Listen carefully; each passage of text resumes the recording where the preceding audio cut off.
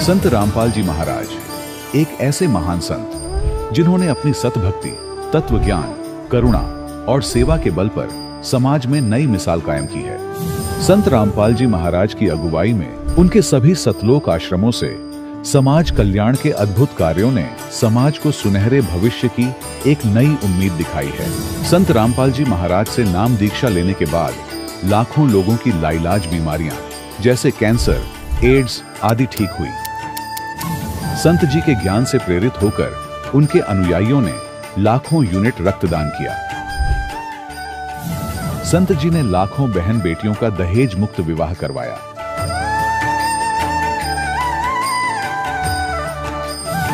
संत जी ने लाखों लोगों का नशा छुड़वाया, करोड़ों उजड़े परिवार बसे।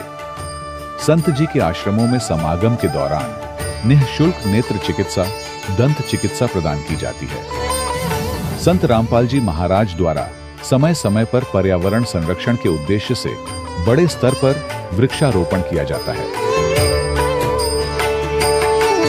संत जी ने जरूरतमंदों को तत्काल राहत पहुंचाने के लिए एम्बुलेंस सेवा शुरू की।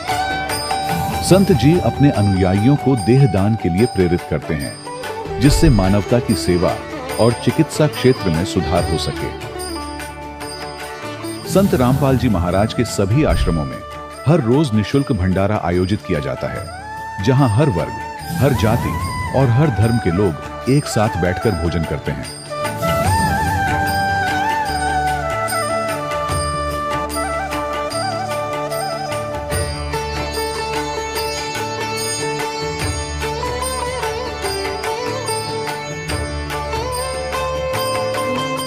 संत रामपाल जी महाराज की अन्नपूर्णा मुहिम ने गरीब और बेसहारा लोगों के जीवन में एक नई ऊर्जा और उम्मीद को जन्म दिया है। घर घर खाद्य सामग्री और जरूरी मदद पहुंचाकर संत रामपाल जी महाराज ने लोगों को दुख और मजबूरी से लड़ने की ताकत प्रदान की है।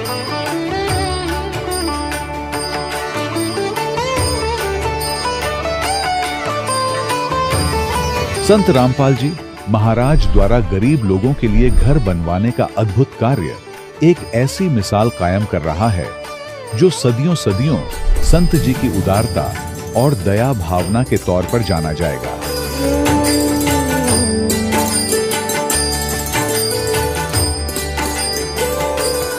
संत रामपाल जी महाराज के आश्रम में हजारों बुजुर्गों को सम्मान और प्यार के साथ जीवन जीने का अवसर मिलता है। उनके खाने, रहने और स्वास्थ्य की पूरी जिम्मेदारी संत रामपाल जी महाराज उठाते हैं। अनाथ बच्चों के लिए संत रामपाल जी महाराज के सभी आश्रम किसी वरदान से कम नहीं। यहाँ उन्हें शिक्षा, संस्कार और भविष्य के लिए बेहतर अवसर प्रदान किए जाते हैं। चाहे बाढ़ हो, भूकंप या महामारी, संत रामपाल जी महाराज और उनके अनुयायी हमेशा ही जरूरतमंदों के लिए सबसे आगे खड़े रहते हैं। कोविड महामारी के दौरान संत रामपाल जी महाराज के आश्रमों से करोड़ों लोगों के लिए भोजन, दवाइयां और जीवन रक्षक सामग्रियां उपलब्ध कराई गई। चाहे गरीब की मदद हो या किसी शोषित और पीड़ित वर्ग के हक और सम्मान की लड़ाई, संत रामपाल जी महाराज ने हमेशा ही उनकी दबी आवाज को सरकारों तक पहुंचाया है और उन्हें उचित न्याय दिलवाने में अहम भूमिका अदा की है। समाज में आध्यात्मिक और सामाजिक मूल्यों के प्रति जागरूकता लाने में संत रामपाल जी महाराज हर कदम पर मानवता के सच्चे सेवक साबित हुए हैं। संत रामपाल जी महाराज का जीवन हमें सिखाता है कि सच्ची सेवा वही है जो निस्वार्थ भाव से की जाए। आइए हम भी इस महान सेवा के कार्य में इस महान संत से जुड़ें और संत रामपाल जी महाराज से नाम दीक्षा लेकर अपने जीवन को धन्य बनाएं।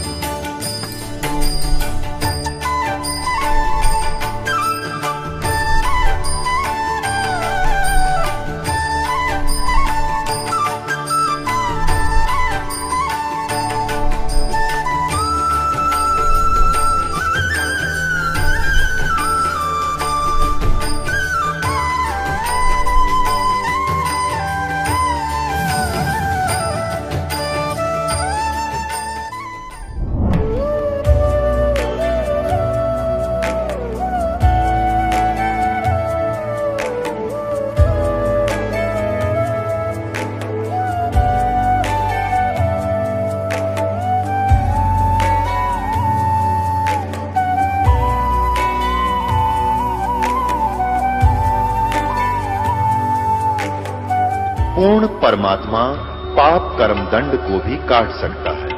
अभी तक जिस भी संत व महापुरुष से मिले, उन्होंने यही बताया कि पाप कर्म फल भोगने से ही समाप्त होगा।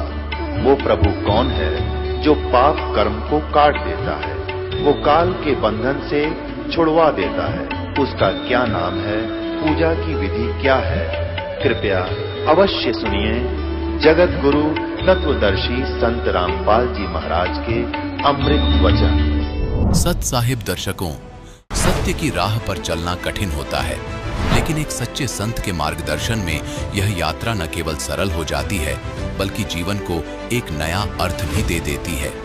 दर्शकों, आज हम आपके समक्ष एक ऐसी कहानी प्रस्तुत कर रहे हैं जो दर्शाती है कि कैसे एक सच्चे संत की शरण में आने से जीवन में परिवर्तन आ सकता है। यह कहानी है उत्तर प्रदेश के जालौन निवासी श्री कालका प्रसाद जी की, जो पहले कई बुरी आदतों और अंधविश्वासों से ग्रस्त थे।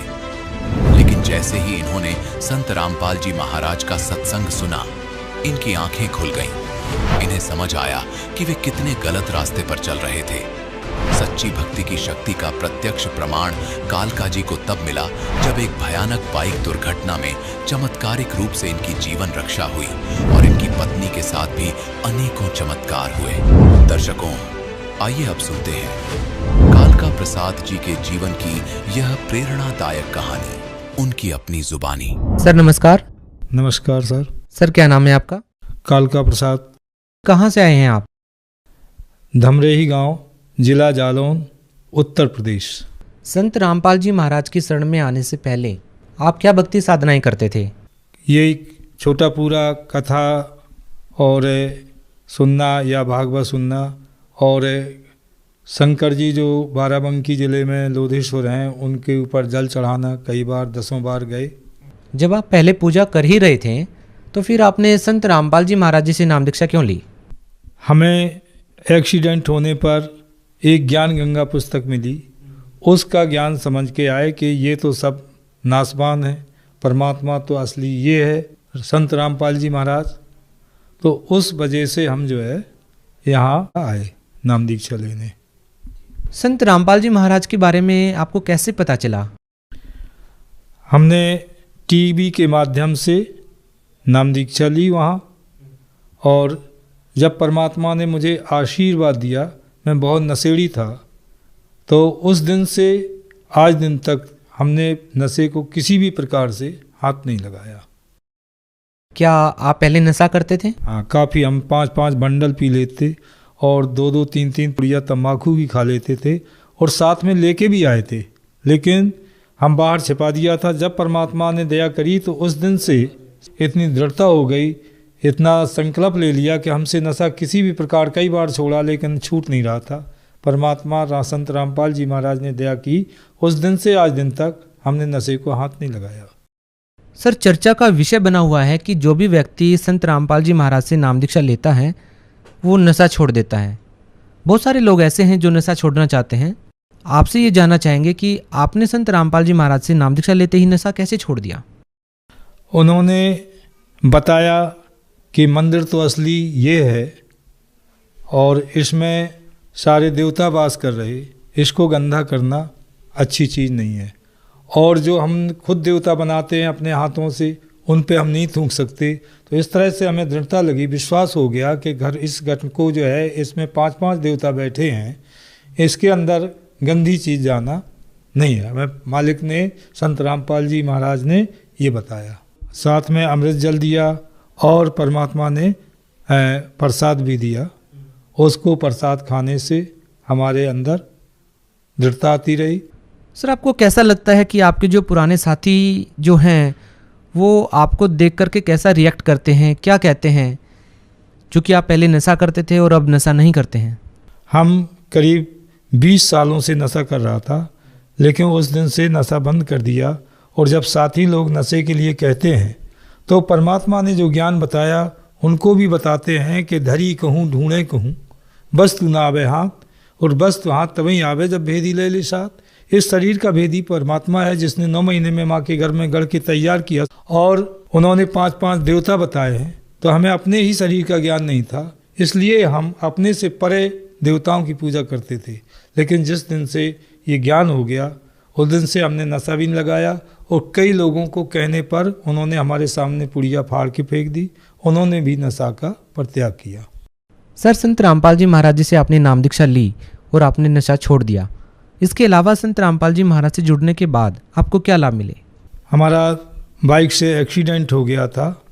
जो हमारी बाइक करीब 20 मीटर दूर गिरी, 10 टायरा ट्रक था, उसके हम नीचे आ गए। किसी ने बच के हमको उससे, जब हम 1 मीटर घसट गए, हमारे 3 कपड़े पहने थे सर्दी में, वो सारे कपड़े नीचे फट गए घसट से, और संत रामपाल जी महाराज ने बाल बचा लिया। और जब हम बाहर आए तो किसी साथी ने कहा कि हम तुम्हारे घर पे फ़ोन कर दें, तो हमने कहा नहीं, हमें फ़ोन ना करो, घर के सारे लोग घबरा जाएंगे, हमें हॉस्पिटल ले चलो, थोड़ा हमें इलाज दिलवा दो। इलाज दिलवा के आए, हमारी गाड़ी पड़ी थी ऐसे ही, उसको उठा के खड़ी की, और गाड़ी इस पैर में इधर ज़्यादा चोट थी, किक नहीं लग रही थी। परमात्मा का सुमरण किया, संत रामपाल जी महाराज का सुमरण किया। सुमरण करने से हमारी गाड़ी स्टार्ट हो गई, और उस गाड़ी पर बैठ के हम 25 किलोमीटर चला के आए। इसके बाद जब हम गाड़ी से उतरे तो घर की दैरी नहीं नाक पाए, इतना भयंकर दर्द हो गया। चारपाई पे लेट गए और दर्द बर्दाश्त नहीं हो रहा था, तो हमने संत रामपाल महाराज जी से प्रार्थना की कि दास को बाल बचा लिया, अब तो ये दर्द से तड़प के मर जाएगा, दया करें मालिक। परमात्मा ने दया कर दी, बिना इलाज बिना दवा के हमारा दर्द शांत हो गया। और हमारी भक्तमती को भी लाभ हुआ, जिन्होंने ग्वालियर इलाज लेने के बाद फिर इनका जो है एकदम से लैटरिन और गैस इतनी बढ़ गई कि इन्होंने जो है 10 दिन खाना नहीं खाया। जब खाना नहीं खाया तो बिना खाना अंग्रेजी दवाई नहीं खा पाते, दवाई भी बंद हो गई। 10 दिन मरने के पोजीशन में आ गई, ज़मीन पे लिटा दिया, और भगत देखने आने लगे ज़्यादा तकलीफ़ देख कर। तो हमारे यहाँ 10 भगत थे, उन्होंने सबने मिलकर परमात्मा का मंगलाचरण किया। मंगलाचरण करने से उनके जैसे बीमार थी नहीं, ठीक हो गई, और हम उनको कार भी कर लिया था ले जाने के लिए दोबारा। फिर वो उनको लेके जिला अस्पताल गए तो वहाँ उनका कोई इलाज नहीं दिया, डॉक्टर ने बोले जाओ घर लेके ठीक है। लेकिन उनका जो पैरालाइज से जो नस जाम हो गई थी, उससे वाणी नहीं निकल पाती थी। आज परमात्मा ने दया कर दी, संत रामपाल महाराज जी ने दया कर दी, और हमारे चाचा श्री 200 ब्लड प्रेशर हाई हुआ था, उसमें वो चले गए थे। इनका 240 हुआ था, तो हमने उन भक्तमती ने स्वयं बोलकर अपने दमान से कह दिया था, मौके पर नहीं थे, क्या हमें चरणामृत परमात्मा का अमृत जल दे दिया। तो वो 24 घंटा डटी रही। फिर सवेरे इलाज लेने गए जिला अस्पताल, उन्होंने रेफ़र कर दिया ग्वालियर के लिए। ग्वालियर में इलाज चला। इलाज चलने के बावजूद भी उनको दवा खानी बंद हो गई और परेशानी बढ़ गई।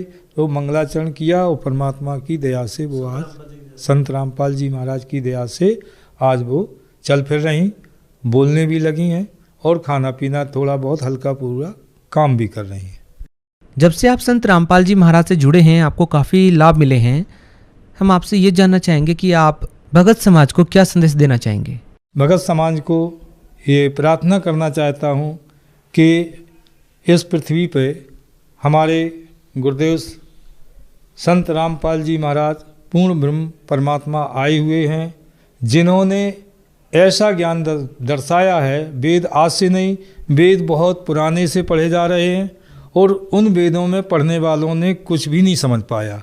जैसे गीता में लिखा है कि माया के द्वारा जिनका ज्ञान हरा जा चुका है, ऐसे असुर स्वभाव को धारण किए मनुष्यों में नीच दूषित कर्म करने वाले वो मुझे नहीं बकते।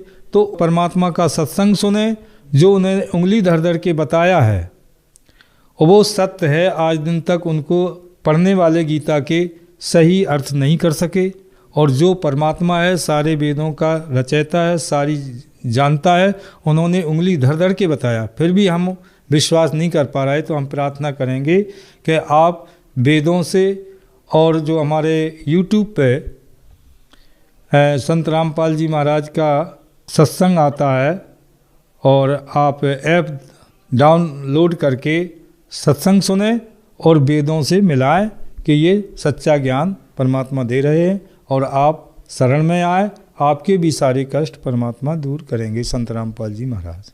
धन्यवाद। सत्य। दर्शकों, अभी आपने सुने संत रामपाल जी महाराज से दीक्षा प्राप्त करके सुखी हुए भक्त के अनुभव। अब देखिए जगत गुरु तत्वदर्शी संत रामपाल जी महाराज के मंगल प्रवचन। तो इसमें यही कहा है कि वो फिर गिरते हुए अध्यात्म सत्र को फिर से उभारेगा, इसका ये भावार्थ है। कहते हैं उस संत के ओजस्वी व्यक्तित्व का प्रभाव सबको चमत्कृत करेगा। उसकी विचारधारा अध्यात्म के कम होते जा रहे प्रभाव को फिर से नई स्फूर्ति देगा। चारों ओर आध्यात्मिक वातावरण होगा। संत की विचारधारा से प्रभावित लोग विश्व के कल्याण के लिए पश्चिम की ओर चलेंगे। धीरे धीरे एशिया, यूरोप, अमेरिका पर पूरी तरह छा जाएंगे। उस संत की विचारधारा से पूरा विश्व प्रभावित होगा, उनके चरण चिन्हों पर चलेगा। पश्चिमी देश के लोग, अमेरिका, इंग्लैंड आदि, उन्हें ईसा, मुसलमान उन्हें एक सच्चा रहनुमा, और एशिया के लोग उन्हें भगवान का अवतार मानेंगे। उस महासंत की विचारधारा से बौद्धिक क्रांति आएगी। बौद्धिक माने अच्छी बुद्धिमान लोग उसके साथ होंगे। देखो, बुद्धिजीवियों की मान्यताएं बदलेंगी। जो ये अंग्रेज पाके बैठे बड़े बड़े अफसर कहते हैं नवी सोचने पर विवश होना पड़ेगा कि तुम कर क्या रहे हो, करना क्या चाहिए था। बुद्धिजीवियों की मान्यताएं बदलेंगी, उनमें ईश्वर के प्रति श्रद्धा और विश्वास की कोपलें फूटेंगी। फ्लोरेंस के अनुसार वह संत भारत में जन्म ले चुके हैं। वह इस संत से काफी प्रभावित थी। अपनी एक दूसरी पुस्तक golden light of new era में भी उन्होंने लिखा है कि जब मैं ध्यान लगाती हूं तो अक्सर एक संत को देखती हूं, गौर वर्ण के यानी गोरे वर्ण के। उस संत के ललाट पर गजब के तेज होता है। उनके ललाट पर आकाश से एक नक्षत्र के प्रकाश की किरणें निरंतर बरसती रहती है। अपने आत्माओं, आप देखिएगा ये इस तरह आती है ये जैसे परमात्मा बैठे हैं सतलोक में, वहां से इस दास के ऊपर ये ऐसी अपनी किरण बरसा रहे हैं। यहां से आकाश से आ रही है और दास के ऊपर परमात्मा की शक्ति निरंतर चल रही है। उसी से आगे आपको कनेक्शन दिया जा रहा है। अब उसी को ये बहन बता रही है फ्लोरेंस, अपनी दिव्य दृष्टि से देख करके उसके ऊपर माथे पर यानी उसके सिर के ऊपर उस ऊपर से आकाश से नक्षत्रों से एक लाइट निरंतर आ रही है जो उसके माथे पर बरस रही है और वही शक्ति आगे आप में जा रही है।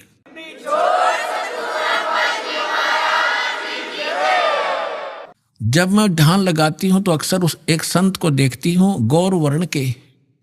अब देखो यहां थोड़ा सा लिखना भूल गया, फिर इन भक्तों ने अपना ने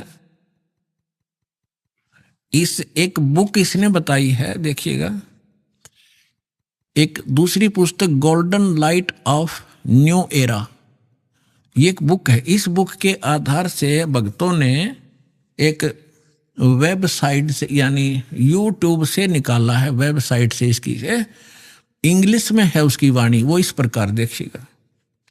यही है ये golden era divine, I can clearly visually A golden era divine. वो कहती है मैं देखती रहती हूँ, यहाँ देखना, यहाँ पर है जो हिंदी उसने किया वो यहाँ से है। When I enter great flights of meditation, I visualize, मैं देखती हूँ। ये क्या कहती है बहन कि जब मैं ध्यान की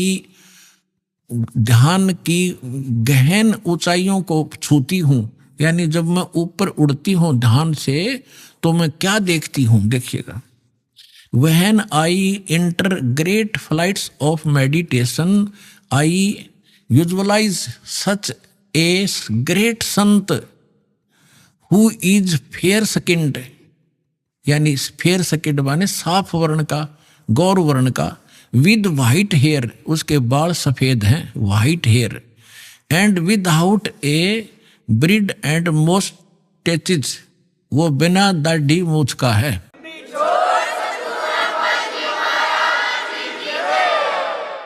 और उसके सफेद बाल हैं। दास की इस एज को वो उस समय देख रही थी कि उस समय वो ढूंढा ठावेगा। अब उसी का अंश इसने यहाँ थोड़ा सा कम अनुवाद कर पाया, ये भूल गया होगा। इसने अपनी दूसरी पुस्तक golden light of new era में भी लिखा है, जब मैं ध्यान लगाती हूँ तो अक्सर एक संत को देखती हूँ, गौर वर्ण के, आगे लिखना भूल गया, सफेद बाल थे, बिना दाढ़ी मूछ का। अब दरअसल क्या है कि ये कोई पत्रकार ने उस वाणी को, उसकी बोली हुई को अपने ढंग से चित्रार्थ किया है। तो इन लोगों का दृष्टिकोण था किसी और संत पे कि वो हो सकता है। इसमें लिख रखा है कि वो श्री राम शर्मा होगा। इस अंग्रेजी वाले ने आगे चल के दो, जैसे गीता मूल तो सही है, मूल पाठ गीता का, अनुवादकर्ताओं ने अपने हिसाब से श्री कृष्ण का ऊपर बना रखी थी, श्री कृष्ण बोल रहा है गीता। तो ये लोग ऐसे यहाँ ये जान के छोड़ गया कि वो सफेद बाल होंगे और बिना दाढ़ी मूछ वाला होगा, इसलिए यहाँ छोड़ गया। इसमें इंग्लिश वाली में उसकी में साफ लिखा है, वो उसकी अपनी बोली हुई भविष्यवाणी है, अपनी भाषा में। यहाँ देखिएगा, जब मैं ध्यान की लगाती हूं तो अक्सर एक संत को देखती हूँ गौर वर्ण के। उस संत के ललाट पर गजब के तेज होता है। उनके माथे पर, ललाट पर आकाश से एक नक्षत्र के प्रकाश की किरणें निरंतर बरसती रहती हैं। मैं देखती हूं कि वह संत अपनी कल्याणकारी विचारधारा तथा अपने सच्चरित्र प्रबल अनुयायियों की शक्ति से पूर्ण विश्व में नए ज्ञान का प्रकाश फैलाएगा। आप देख रहे हो, बंदी छोड़ के बच्चे कहाँ जा करके विशाखापट्टनम तक दूर दूर जा करके आज प्रचार कर रहे हैं परमात्मा के ज्ञान का।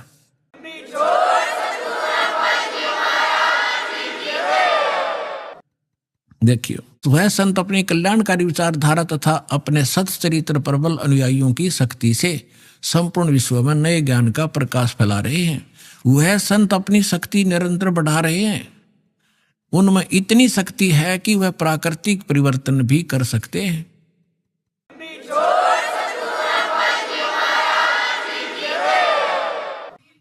वह अपना कार्य वैज्ञानिक ढंग से करेंगे। उनकी कृपा और प्रयत्न से मानवीय सभ्यता में नई जागृति आएगी। विश्व के समस्त जनसमूह में नई चेतना का संचार होगा। लोक शक्ति का एक नया रूप उभर कर सामने आएगा, जो सत्ताधारियों की मनमानियों पर अंकुश लगा देगा।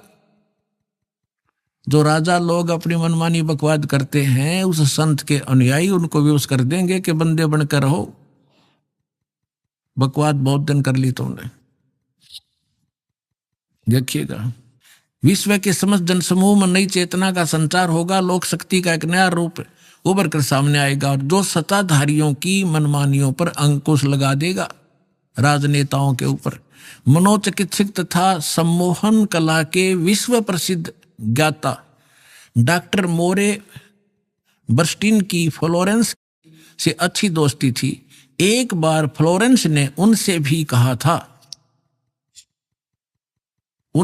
कहा था कि डॉक्टर, वह समय बड़ी तेजी से निकट आ रहा है जब सत्ता लोलुप्त राजनेताओं की अपेक्षा आप जैसे समाज सेवकों की बातें समाज अधिक ध्यान से सुनेगा। 21वीं सदी के आते आते एक नई विचारधारा पूरे विश्व को प्रभावित करेगी। हर राष्ट्र में सचित्र धार्मिक लोगों का संगठन लोगों के दिमाग में बैठी गलत मान्यताओं को बदल देगा। यह विचारधारा भारत से प्रस्फुटित होगी, भारत से चलेगी और विश्व के पूरे देशों में फैलेगी। मैं उस पवित्र स्थान पर एक प्रचंड तपस्वी को देख रही हूं, जिसका तेज बड़ी तेजी से फैल रहा है। मनुष्य में सोए देवताओं को जगाने तथा धरती को स्वर्ग जैसा बनाने के लिए वह संत दिन रात प्रयत्न कर रहे हैं।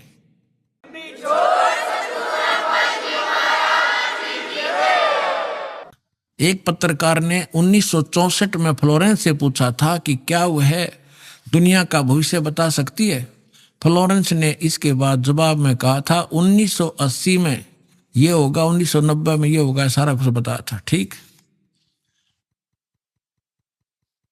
आगे क्या बताया है कि तीसरा विश्व युद्ध के शुरू होने तक भारत के शासन की बागडोर, ये कहते हैं कि विश्व युद्ध का आतंक सबके दिमाग में बैठ जाएगा और भारतीय राजनेता अपने प्रभाव और बुद्धि से तीसरे विश्व युद्ध को टालने में सफल हो जाएंगे।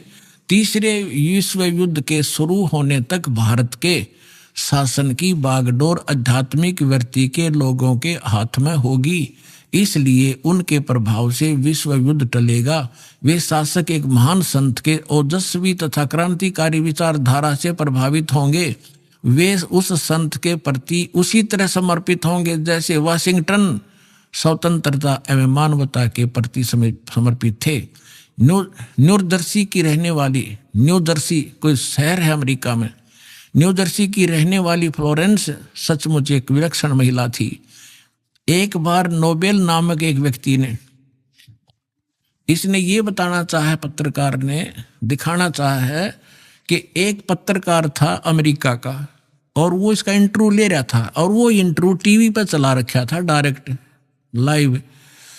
तो ये पूछ रहा है कि आप एक संत के बारे में तो बहुत बता रही हो, लेकिन मेरे बारे में बताओ कुछ, जो प्रकरण इतना ही इसमें ना पढ़ के मैं वैसे बता दूं जल्दी निमट जाएगी बात।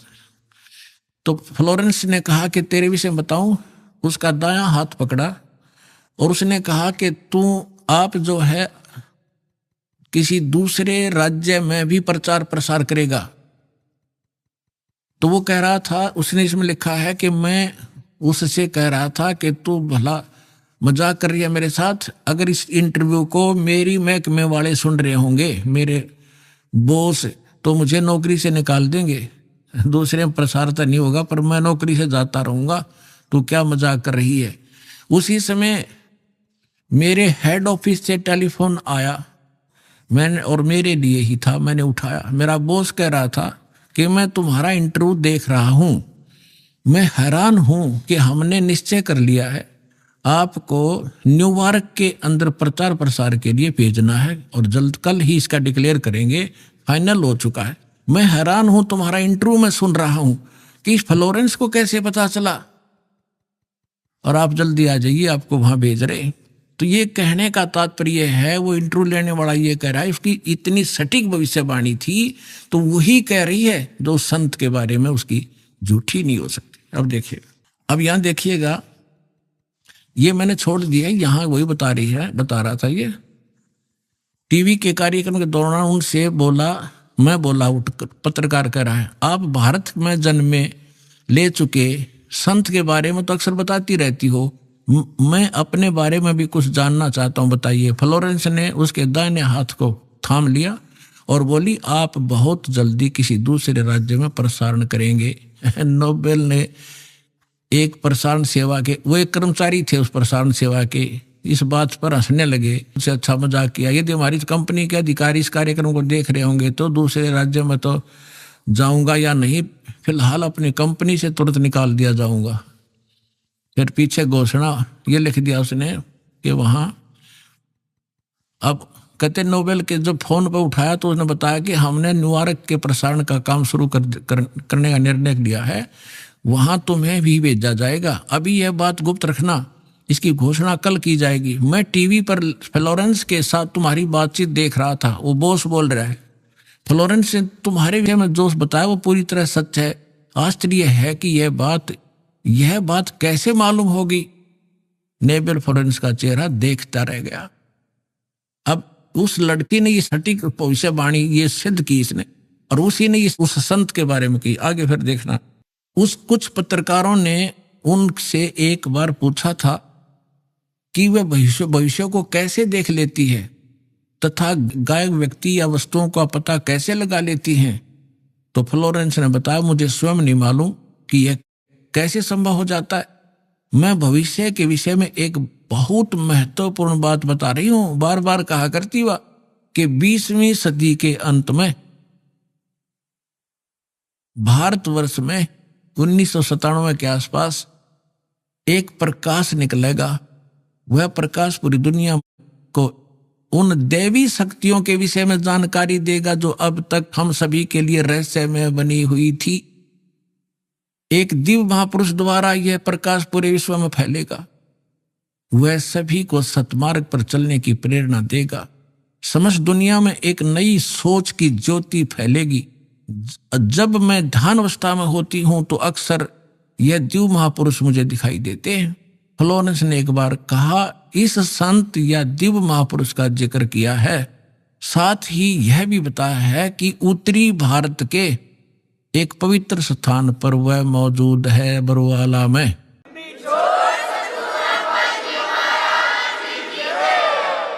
सत साहेब, अब आप हिसाब लगा लियो पुण्यात्माओं, कौन है वो दास।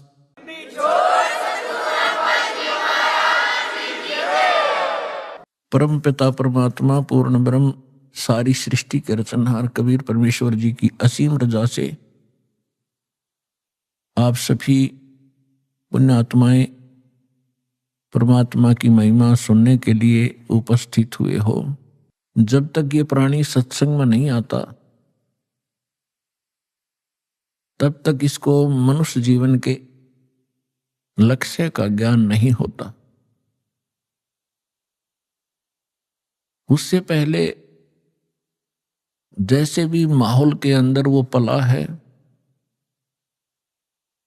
जैसी भी क्रियाएं उसने देखी और सुनी है, जो भी ज्ञान उसको ग्रहण है, उसी को अंतिम मानकर और निश्चिंत होकर के अपने जीवन सफर पर चल रहा होता है। क्योंकि आसपास के क्षेत्र में वही क्रियाएं होती हैं, वही ज्ञान होता है और वही सब भक्ति मार्ग होता है, जिस कारण से उस व्यक्ति को, उस प्राणी को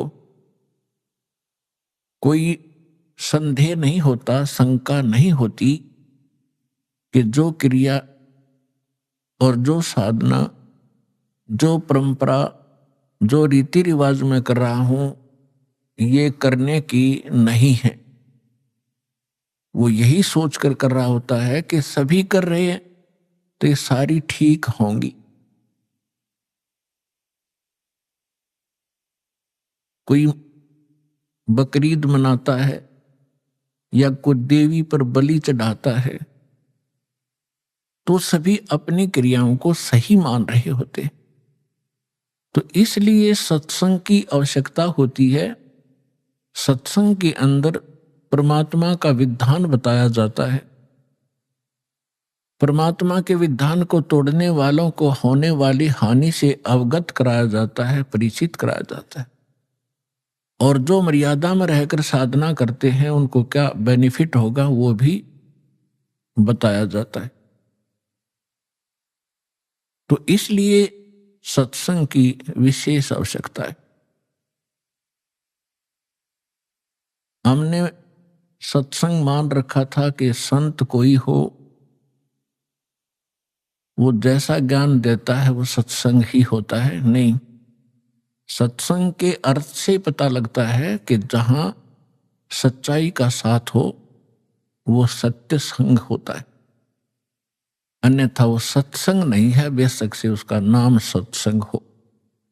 तो वर्तमान के अंदर आज तक उन महापुरुषों को छोड़कर जिनको भगवान मिले, उनकी अमृतवाणी के अंदर सत्संग है, या स्वयं परमेश्वर ने आके जो ज्ञान दिया वो सत्संग है।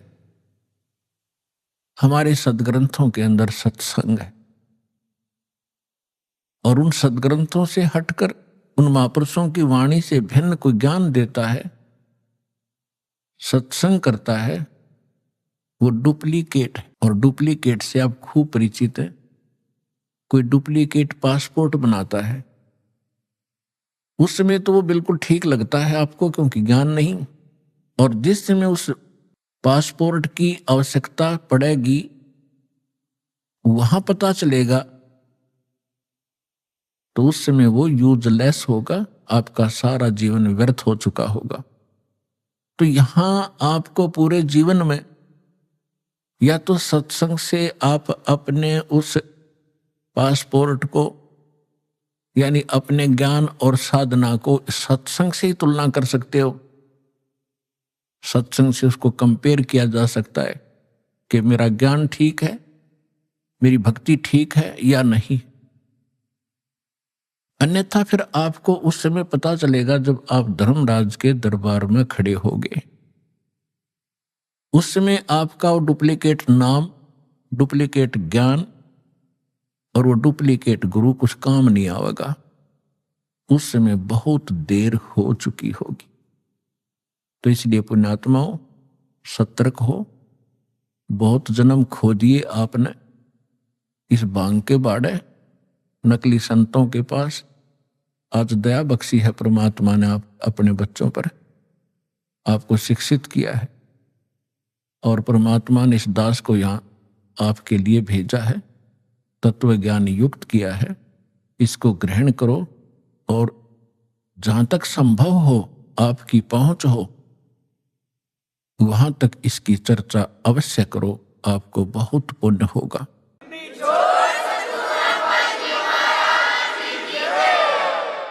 जिस प्रकार जंगल में भटके हुए व्यक्ति को और कोई हाथ पकड़कर सही मार्ग पर लाकर खड़ा कर दे, कितना बड़ा उपकार होता है। इतना ही उपकार आपको होगा उन भटके हुए प्राणियों को जो काल के दूतों में फंसकर अपना जीवन नाश कर रहे हैं। उनको लाकर के बरवाला में दीक्षा दिला देने से आपको बहुत पुण्य होगा। जैसे परमात्मा ने यहां तक कहा है कि 1000 गऊ हत्ते में कोई काट रहा हो कसाई, और उनसे छुटवाकर उनको बाहर अच्छी चरागाह में छोड़ दिया जाए, तो इतना पुण्य उस प्राणी को होगा जो एक जीव को काल के खेमे से निकाल के और सतलोक आश्रम में जोड़ देगा। ये सत्कर मान लेना।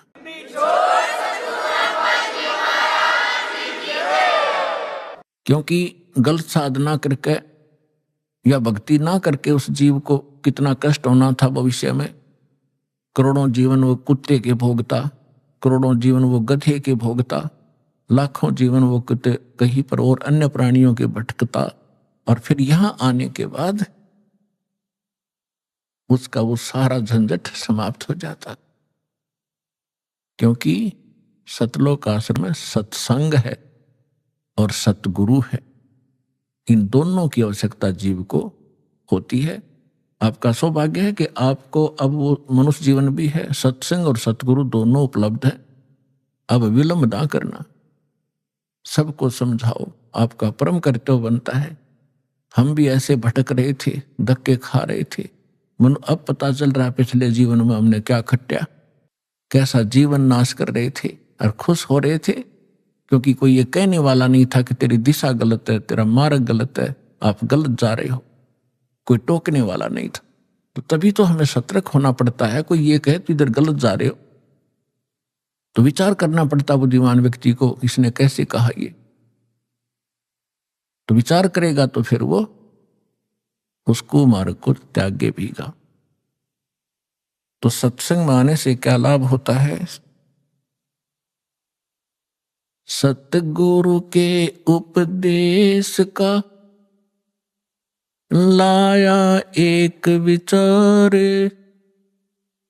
जय सतगुरु मिलते नहीं जाते नरक द्वार। नरक द्वार में दूत सब करते खेचातान, उनसे कभू ना छूटता फिर फिरता चारों खानी। चार खानी में भरमता कबहू ना लगता पार, सो फेरा सब मिट गया मेरे सतगुरु के उपकार। सात समुद्र की मसी करूं, लेखनी करूं बन राय, धरती का कागज करूं गुरु गुण लिखो न जाए। परमेश्वर ने अपनी महिमा बताने के लिए, आपको सही दिशा देने के लिए अधिक उदाहरण अपने ऊपर ही दिए हैं, क्योंकि परमात्मा कहीं खड़े हो जाते थे चौराहे पर और एक इकतारा लेकर के आवाज लगाते थे ताकि लोग इकट्ठे हों। जैसे कोई रीछ नचाने वाला खड़ा होकर डुडुगी बजाने लग जाता है, लोग अट्रैक्ट होते हैं, क्या हो रहा है देखें जाकर। तो आपके लिए परमात्मा ऐसे खड़े कर रहा है, ऐसे धाड़े भुगत रहा है, किसी प्रकार तुम्हें बुद्धि आवे। आप कहां पड़े हो, कभी विचार नहीं लगाया आपने। इस झूठे सुख को सुख कहे ये मान रहा मनमोद, यू सकल चबीना काल का, कुछ मुख में कुछ गोद। तो खड़े होकर कहा करते परमात्मा, सतगुरु के उपदेश का लाया एक विचार, जय सतगुरु मिलते नहीं जाते नरक द्वार। तो परमात्मा ने पद भाग का सहारा इसलिए लिया क्योंकि हमारे अंदर एक विकार है, कान का शब्द विषय है हमारे अंदर। तो उस विकार के कारण परमात्मा अट्रैक्ट करते थे। सुरीली आवाज थी दाता की, वाणी में इतना अट्रैक्शन आत्मा को पकड़ के खींच लेता, क्योंकि परमात्मा की वाणी आत्मा के लिए ही होती है। तो वहां समझाया करते थे, अपने आप ही बताते थे। जब वो बार बार न्यू का मैं भगवान होता, लोग डले मारने लग जाए थोड़े दिन में, हमारी आदत खराब हो चुकी है। तो उन्होंने कहा कि भाई सतगुरु से उपदेश लेने के बाद अब हिसाब लगाया, उसका विचार किया कि सतगुरु के उपदेश का लाया एक विचार, जय सतगुरु मिलते नहीं। ये नकली गुरु भी हो और साधना भी गलत कर रहे हो, शास्त्र भी गीता का मनमाना आचरण कर रहे हो, उनका भी कोई लाभ नहीं। सतगुरु के उपदेश का लाया एक विचार और जय सतगुरु मिलते नहीं जाते नरक द्वार। नरक द्वार में दूत सब करते खेचातान, उनसे कभू ना छूटते, फिर फिरते चारों खा। जैसे ग्रुप के ग्रुप करोड़ों की संख्या में नकली संतों के पास हैं, ये सारे के सारे मृत्यु के उपरांत नरक में ठोके जाएंगे। और जब नरक में डाले जाते हैं, यम के दूत बहुत संख्या के अंदर हैं, 12 करोड़ की संख्या है उन यम के दूतों की। तो इनको जब आदेश हो जाता है धर्मराज का कि इतने इतने इतने इनको नरक डालो, जिनका अच्छे संस्कार उनको स्वर्ग भेज दिया। यहां तो इतना ही स्वर्ग या नरक 2 स्थान है, और तीसरा फिर 84 लाख योनियों में पुनः पटक दे। तो उनको आदेश दे दिया जाता है कि इन सबको नरक भेज दो। अब पूरे उस ग्रुप के ग्रुप को 1 लाख डेली यहां से जाते हैं, उनमें से कुछ स्वर्ग, कुछ 84 लाख योनियों में और बाकी नरक में। तो भाले लेकर के, लठ लेकर, एक सूक्ष्म शरीर है इसके अंदर, उस सूक्ष्म शरीर के अंदर प्राणी जब तक नेक्स्ट योनि प्राप्त नहीं करता, नेक्स्ट शरीर नहीं प्राप्त करता, तब तक उसका फेस, उसका आकार जो का त्यों रहेगा एज इट इज, जैसा इस शरीर में। यह शरीर तो ऐसा समझो जैसे सर्प वो कैंचुली छोड़ देता है। सर्प ने कैंचुली छोड़ दी तो वह सर्प जैसी दिखा करे, लेकिन ओरिजिनल सर्प अन्य है। इसी प्रकार इसके अंदर एक शरीर और है, या ऊपर की कैंचुली है, ये कवर है आपका। तो वो जो शरीर है उसमें जीव मरता नहीं, उसमें दर्द पीड़ा घड़ी होती है। तो उसमें ऐसा लठ मारते हैं, वो भाले ठोकते हैं, उनकी मर्यादा तोड़कर इधर उधर चलते हैं। सामने हाहाकार मच रही होती है जहां उनको ठोका जाता है। नरक के अंदर तड़फ रहे हैं, हाहाकार मच रही है, किसी को ऐसे गंदा स्थान है वहां पर, तो उसमें उनको भेजा जाता है कि चलो अब वहां कैसे जाएं। वो सब उल्टे उल्टे हटते हैं और पीछे तो वो लठ मारे, उसके बाले ठोके, जबरदस्ती डाल देते हैं। तो परमात्मा कहते हैं नरक द्वार में दूत सब वहां करते खेचाता है, हम वापस भागेंगे, वो ठाठा पटकेंगे और उनसे कभू ना छूटता उसके बाद फिर फिरता चारों खानी, चार खानी में, ये 83 लाख योनियों के शरीरों में, चार खानी में भरमता में कबू न लगता पार, और सो फेरा सब मिट गया मेरे सतगुरु के उपकार। क्यों सारा झंझट बाईपास कर दिया उस सतगुरु ने। इतने दुख आपकी बला टलेगी इस सच्चे नाम को लेने से, कबीर परमात्मा की शरण में आने से, सतलोक आश्रम बरवाला में आकर दीक्षा ग्रहण कर। फिर परमात्मा कहते हैं ऐसे सतगुरु के फिर गुणगान क्या करूं। आप तो बालक हो, कोई दूसरी कक्षा का, कोई पहली कक्षा का, कोई वैसे सत्संग सुन करने के लिए आया है, लेकिन जब आप इस अध्यात्म ज्ञान से परिचित हो जाओगे, आपकी आंखों से आंसू पड़ा करेंगे। अभी आपने सुने संत रामपाल जी महाराज के मंगल प्रवचन। आइए अब सुनते हैं संत रामपाल जी महाराज से नाम दीक्षा लेकर सतभक्ति करके अद्भुत लाभ प्राप्त करने वाले अनुयायी के विचार। दर्शकों, ये कहानी अहमदाबाद के प्रिंसिपल सुकेश राठौर जी की है। सुकेश राठौर जी ब्रह्मा कुमारी पंथ से जुड़े थे। ब्रह्मा कुमारी पंथ द्वारा बताई गई साधना से सुकेश जी और उनका परिवार विभिन्न बीमारियों और भूत प्रेत बाधाओं में घिर गया था। हालात इतने खराब हो गए कि सुकेश जी ने आत्महत्या का निर्णय कर लिया। आत्महत्या से पहले इन्होंने अपने माता पिता से बात की। उनके माता पिता ने उन्हें समझाया कि आप संत रामपाल जी महाराज की शरण में चले जाओ। अपने माता पिता की बात मानकर उन्होंने संत रामपाल जी महाराज से दीक्षा ले ली और दीक्षा लेने के बाद उनका जीवन पूरी तरह बदल गया और उनकी बीमारियों का अंत हो गया। एक और चमत्कार तब हुआ जब उनके बेटे की अचानक मौत हो गई, लेकिन संत रामपाल जी महाराज के अमृत जल से वह पुनः जीवित हो गया। इस अनुभव ने सुकेश जी के जीवन में संत रामपाल जी महाराज पर विश्वास और अडिग कर दिया कि संत रामपाल जी महाराज ही पूर्ण परमात्मा है। आज सुकेश राठौर जी छाती ठोक कर कहते हैं कि संत रामपाल जी महाराज स्वयं कबीर परमात्मा के अवतार हैं। आइए जानते हैं सुकेश राठौर जी की कहानी, उन्हीं की जुबानी। सर नमस्कार। नमस्कार जी। सर क्या नाम है आपका? सुकेश भाई राठौर। सर कहाँ से आए आप? चांदोड़िया अहमदाबाद गुजरात से आया हूँ। क्या करते हैं आप? वैसे मेरे संस्था है हरिओम हिंदी विद्यालय, उसका मैं प्रिंसिपल हूँ। सर संत रामपाल जी महाराज जी से कब जुड़े आप? सर 23 मई 2013 को नाम दीक्षा ली।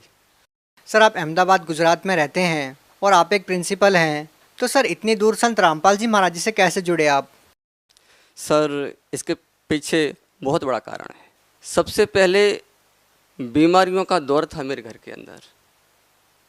सर मैं आपसे क्या कहूँ, इतना दुखी था कि बच्चे घर में इतने बीमार होते थे, एक को हॉस्पिटल ले जाता था तो दूसरा तैयार मिलता था। 3-4 साल इतना परेशान होगा सर जी कि आपसे क्या बोलूं। उसके साथ साथ घर में भूत प्रेत का साया था। भक्तमती के ऊपर एक प्रेत आत्मा है, सबसे ज़्यादा परेशान करती थी। जैसे ही मैं ऑफिस से घर पे आता था तो रोज़ का लड़ाई झगड़ा, इससे भी मैं बहुत परेशान था। सर जी मैं खुद अपनी बीमारी के बारे में बताता हूँ। मेरे यहाँ पे सीने में है ना दर्द होता था, 6-7 साल से बराबर झेल रहा था। काफ़ी इलाज कराया, तंत्रों के पास भी गया, उनने पैसा भी लिया, 3-4 लाख रुपए तंत्रकों ने ले लिया और हॉस्पिटल में तो कम से कम 4-5 लाख का खर्चा हो ही चुका था, फिर भी ठीक नहीं हो रहा था। सर जी डॉक्टरों ने भी इतनी सिटी स्कैन कराई, सर जी इतनी सोनोग्राफी कराई, एक्सरे कराए, शायद मेरा घर भर गया। सर जी एक दिन मैंने पूछा डॉक्टर इसका कोई इलाज होगा कि नहीं होगा। छिल्ले में डॉक्टर ने कहा कि भाई आपका इलाज तो आप परमात्मा ही कर सकते हैं, हमारे पास कोई रास्ता है नहीं। डॉक्टरों ने भी ऊपर हाथ उठा दिए थे, हमारी बस की बात नहीं। जब ऐसी नौबत आ जाए तो एक आत्महत्या के ऊपर इसके अलावा कोई रास्ता ही नहीं था। मैंने तो सोच लिया था कि अब तो आत्महत्या कर ही लेनी है। एक टीचर होने के नाते समझ में नहीं आ रहा था कि क्या करूं क्या नहीं करूं।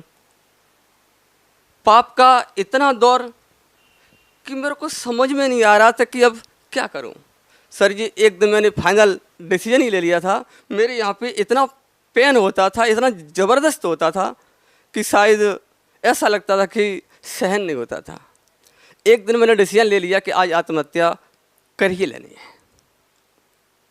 तो मैं घर से निकला, मेडिकल पहुंचा। गेहूं की गोली आती है डालने वाली जहर की, वो ली और लेके बाहर निकल गया। शाम का समय था, 8 बज रहे थे, हाथों पे ले लिया। मैंने सोचा कि आज इसको खा के आत्महत्या कर लूँगा।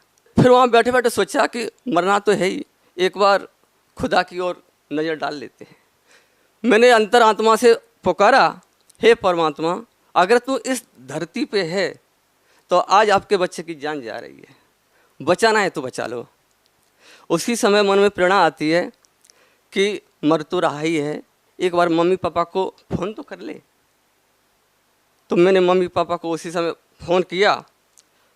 पापा ने पूछा कैसा है, मैंने कहा कि सब अच्छा है, बस आपका बेटा आज ही मर जाएगा। क्या बात है कि मैंने बोला कि आज मैं आत्महत्या करके मर जाऊंगा।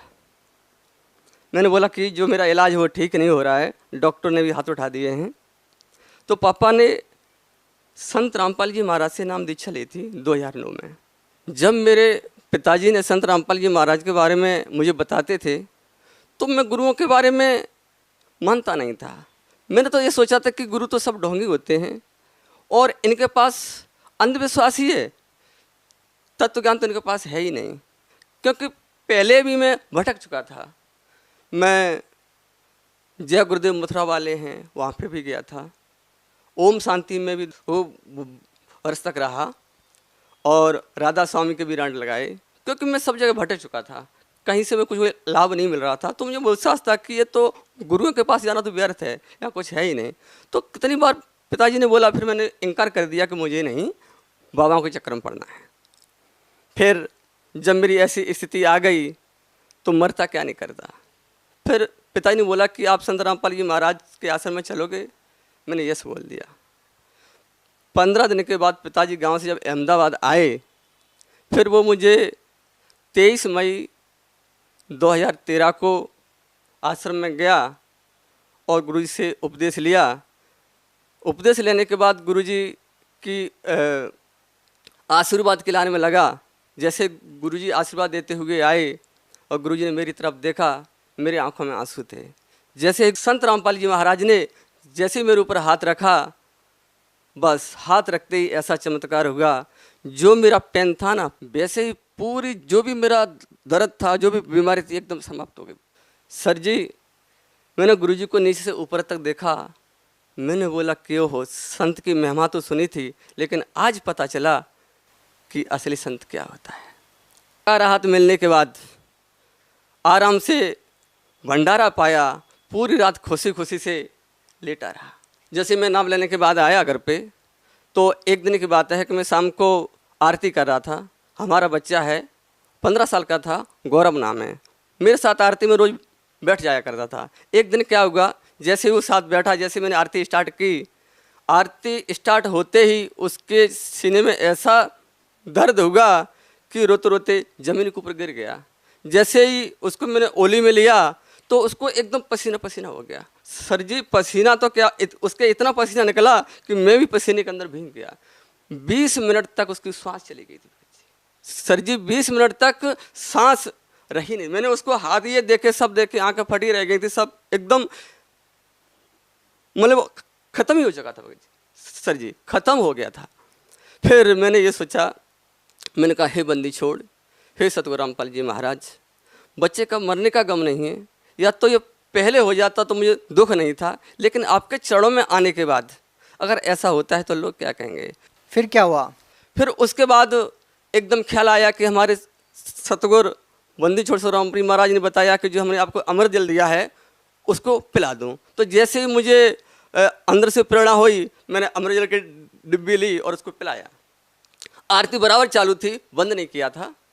फिर जैसे ही आरती एंड होने के लिए आई, जैसे उसकी आंखें एकदम खुल गई। सर जी एकदम ऐसा चमत्कार हुआ कि उसके अंदर सांस तो रही नहीं थी, बिल्कुल खत्म ही हो चुका था, 100% खत्म हो गया था।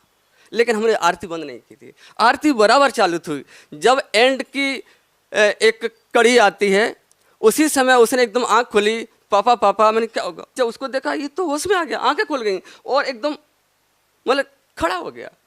मैंने बोला हो बंदी छोड़, वास्तव में परमात्मा का नाम सुना था लेकिन सतगुरु रामपाल जी महाराज हकीकत में ही परमात्मा है, ये कबीर साहब के अवतार हैं। सर आपने बताया कि आप अपनी समस्याओं को लेकर जय गुरुदेव के पास गए, राधा स्वामी पंथ के पास गए और आप ब्रह्मा कुमारी पंथ में भी गए, लेकिन आपको कहीं से भी कोई राहत नहीं मिलती है। और जैसे ही आप संत रामपाल जी महाराज जी से नाम दीक्षा लेते हैं और आपकी वर्षों पुरानी बीमारी जो होती है, जिस बीमारी को लेकर के आप जहर खाने की स्टेज पे आ गए थे, वो बीमारी आपकी ठीक हो जाती है। तो सर सवाल ये है कि संत रामपाल जी महाराज जी से नाम दीक्षा लेने के बाद आपकी जो बीमारियाँ ठीक हुई है, उन बीमारियों के अलावा भी कोई आपको और लाभ मिला है?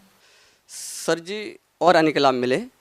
हमारी आर्थिक स्थिति भी पहले से डाउन थी, फिर बहुत अच्छी हो गई और हमारा गौरव है 12वीं कक्षा में बहुत अच्छे नंबर लेकर के आया था। गुजरात में नंबर 1 पर रहा था और सरकारी कॉलेज में एडमिशन हुआ। अगर उसका सरकारी कॉलेज में एडमिशन नहीं होता तो जैसे प्राइवेट कॉलेज कराते तो 16-17 लाख का खर्चा आता डिग्री करने का, लेकिन आज हमारा वो फ्री हो रहा है। और उसके साथ में हमारी एक बच्ची है, उसकी रमेणी हो गई, रमेणी बहुत अच्छे से हो गई, क्योंकि हमारा गुरुजी का आदेश है दहेज ना लेना है ना देना है।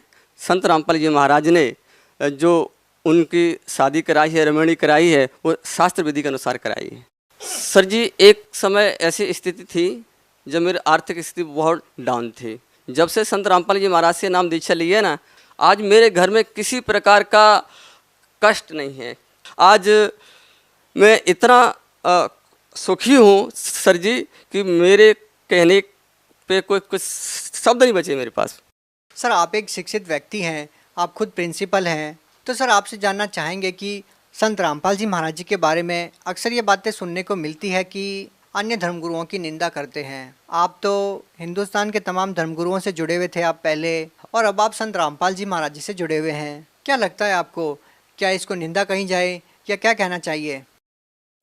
सर निंदा तो नहीं है, हमारे गुरुजी ने एक सच्चाई बताई है। सच्चाई बताना कोई निंदा नहीं होती है।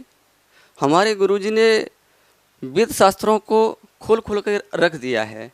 गीता वेद सबके यहाँ पढ़े हुए हैं, मिला लो, सच्चाई क्या है आपको खुद स्वयं पता चल जाएगी।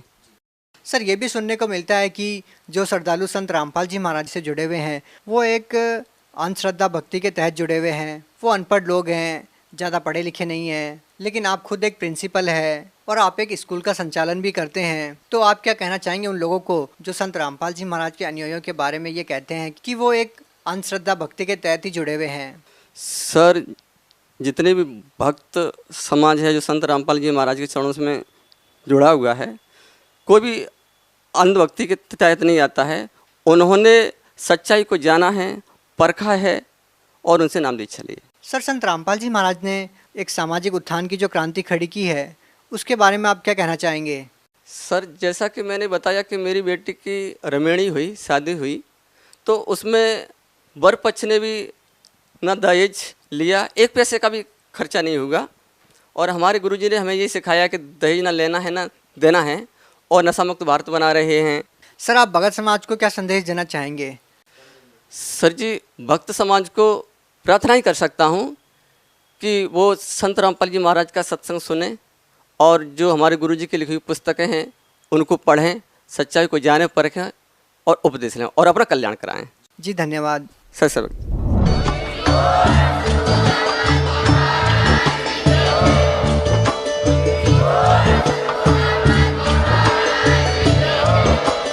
आप सुन रहे थे जगत गुरु तत्वदर्शी संत रामपाल जी महाराज जी के मंगल प्रवचन। अधिक जानकारी के लिए विजिट कीजिए हमारी वेबसाइट www.jagatgururampalji.org। संत रामपाल जी महाराज जी के शुभ आशीर्वाद से पूरे विश्व भर में 500 से भी ज्यादा नाम दीक्षा केंद्र हैं, जिन पर संत रामपाल जी महाराज जी द्वारा ऑनलाइन निशुल्क नाम दीक्षा दी जा रही है। अपने नजदीकी नाम दीक्षा केंद्र का पता करने के लिए संपर्क करें 8222880541।